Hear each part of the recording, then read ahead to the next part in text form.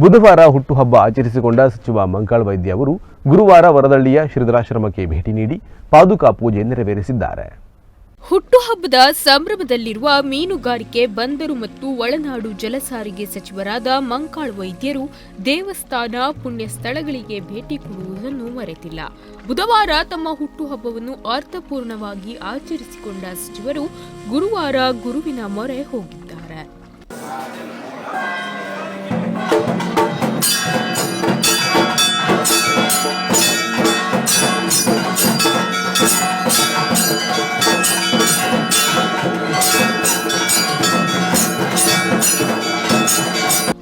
ಹೌದು, ಸಾಗರ ತಾಲೂಕಿನ ವರದಳ್ಳಿಯಲ್ಲಿರುವ ಸದ್ಗುರು ಶ್ರೀಧರ ಸ್ವಾಮಿ ಸೇವಾಶ್ರಮಕ್ಕೆ ಸಚಿವ ಮಂಕಾಳ ವೈದ್ಯರು ಪತ್ನಿ ಪುಷ್ಪಲತಾ ಜೊತೆಗೆ ಭೇಟಿ ನೀಡಿದ್ರು.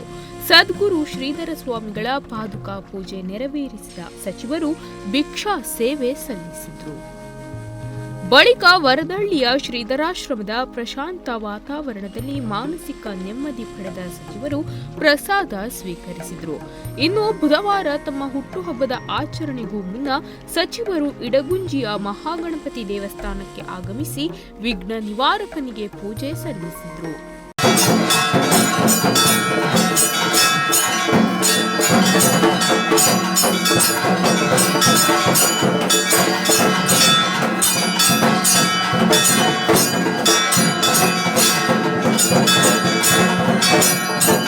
ಇನ್ನು ಮಂಕಾಳ ವೈದ್ಯರ ಹುಟ್ಟುಹಬ್ಬವನ್ನು ಅವರ ಅಭಿಮಾನಿಗಳು ಉಚಿತ ಹೆಲ್ಮೆಟ್ ವಿತರಣೆ, ಬಡ ರೋಗಿಗಳಿಗೆ ಹಣ್ಣು ಹಂಪಲು ವಿತರಣೆ ಮಾಡುವ ಮೂಲಕ ಅರ್ಥಪೂರ್ಣವಾಗಿಸಿದ್ದಾರೆ. ಹಾಗೆ ಸಚಿವರು ಶಾಲಾ ಮಕ್ಕಳೊಂದಿಗೆ ಜನ್ಮದಿನವನ್ನು ಆಚರಿಸಿಕೊಂಡು ಸರಳತೆ ಮೆರೆದಿದ್ದಾರೆ.